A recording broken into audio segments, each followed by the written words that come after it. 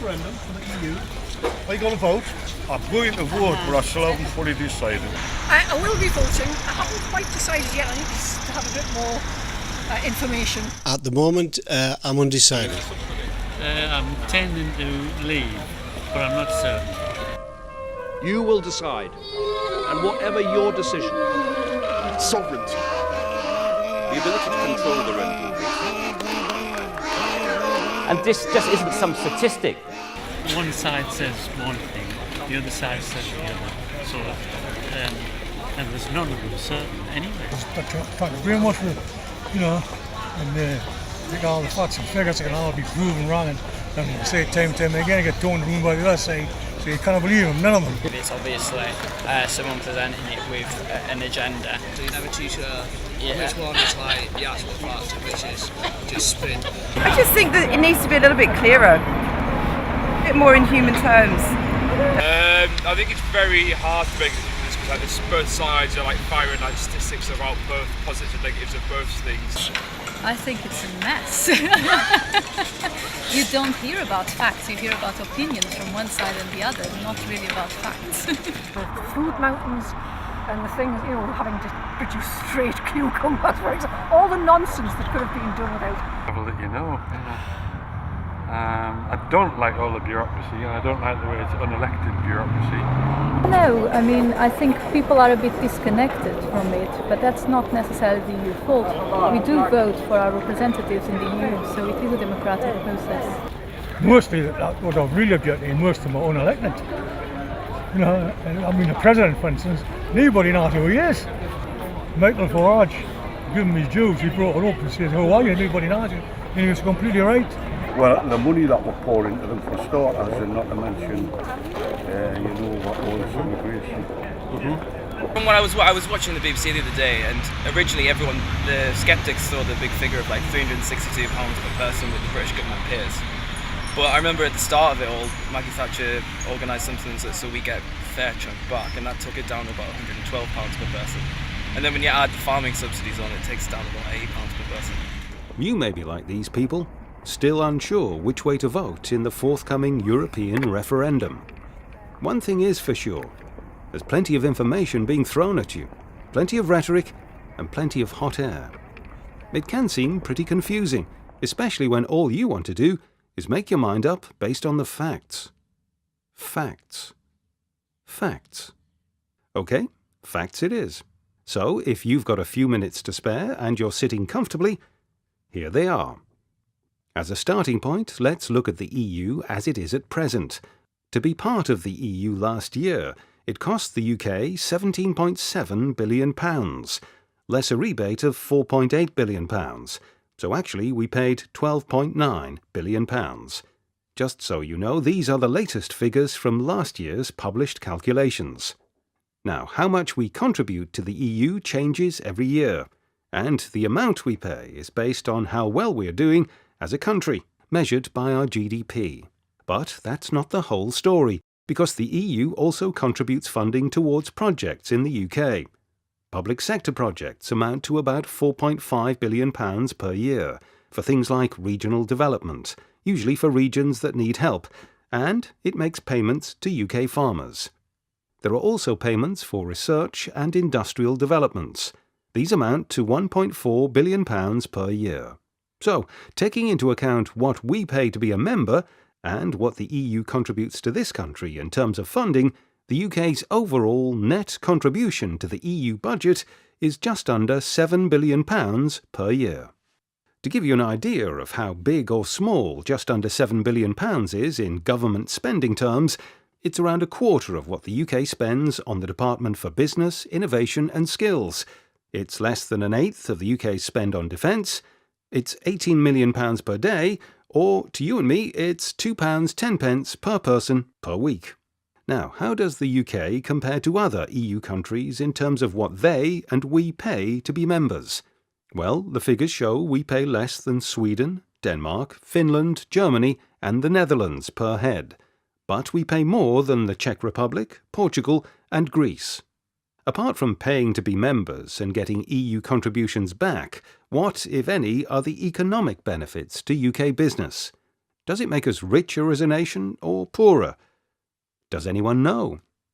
Well, according to the CBI, the net benefit of EU membership to UK business is somewhere between £62 to £78 billion a year.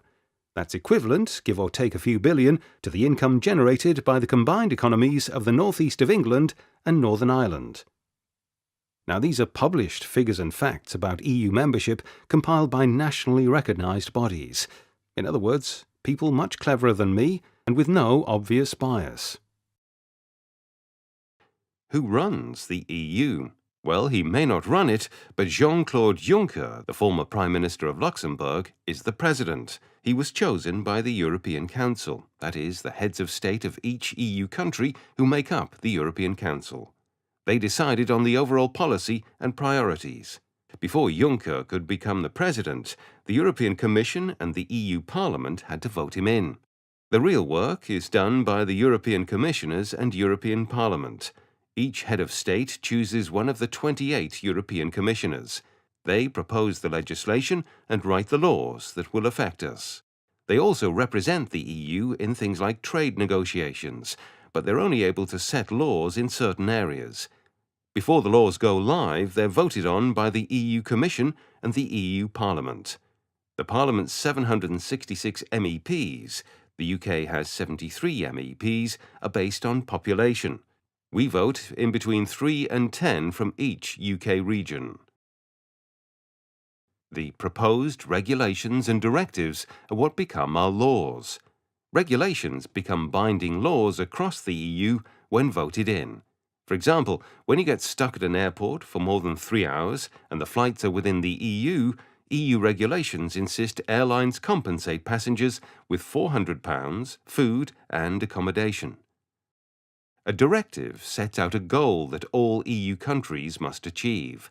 However, it's up to the individual countries to devise their own laws on how to achieve this for the benefit of its people.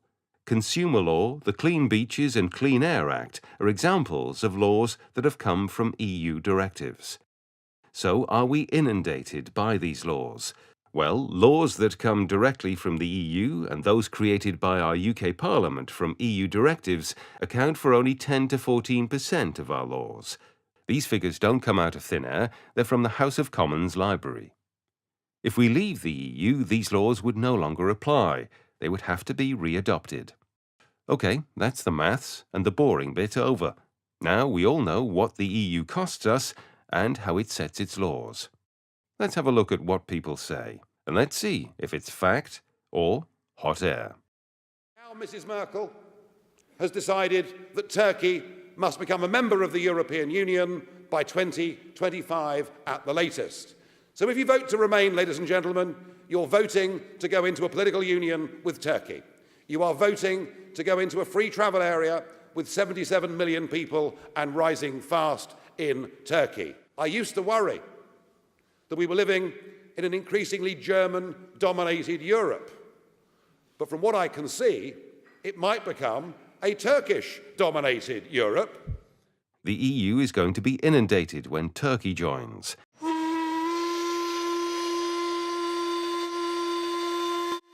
Well, the EU is theoretically open to all European countries, but there are some stiff criteria they have to meet, and all are a long way off. Also, because of an EU Eastern Partnership strategy, the EU is unlikely to invite any more of its post-Soviet neighbours to join. The French President Nicolas Sarkozy and German Chancellor Angela Merkel are opposed to Turkey's membership, and some EU countries have decided to hold referendums on enlargement. For a very simple reason. Turkey is not in Europe. Turkey is Asia Minor. So there's absolutely no reason why Asia Minor should be part of Europe. It is a fact that the EU is a multinational federation, with no democratically elected leader or government, with policies decided by a central bureaucracy, with a mock parliament which enjoys no popular mandate for action, and with peripheries, which are either impoverished or agitating for secession. We have no say in what the EU does. It's not democratic. Contrary to popular belief, we do have a say, through our elected MEPs and appointed commissioner. They are there to represent our interest. As with the UK, we should engage with them, and if they don't truly represent us, we should vote them out. Also, other EU countries often have referendums on EU issues to give further power to the people. You have a referendum coming up soon.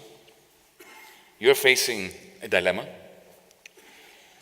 My message and the lesson from the Greek crisis is simple yet rich, in the sense that it's not black and white, but it's not complicated.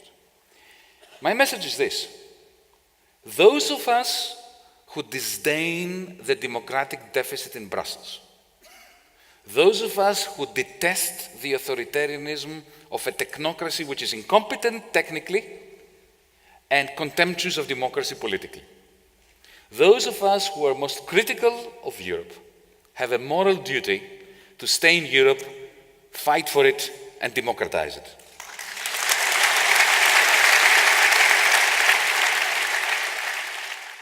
I'm proud of British democracy.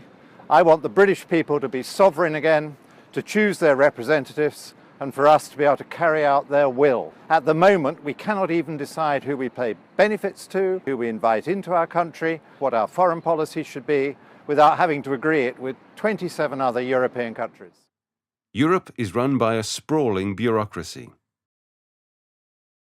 The European Commission has fewer employees than a typical city council, such as Leicester. It employs 33,000 people, and some would say one is too many. It's a plan to slash red tape designed, in part, to convince Britain to stay in the EU. A report commissioned by officials suggests ditching all EU regulations for small and medium-sized businesses. The plan was put together by former Bavarian Premier Edmund Stoiber. The Commission, Council and Parliament have so far implemented measures that have saved 23 million companies across Europe a total of 33 billion euros. That's a reduction of 27% of the administrative burden. A very ambitious goal that was set by the Commission President Barroso. We've clearly overachieved.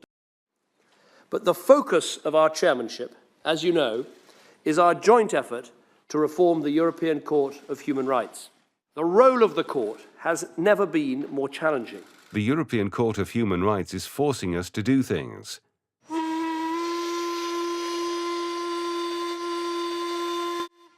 The European Court of Human Rights has nothing to do with the EU.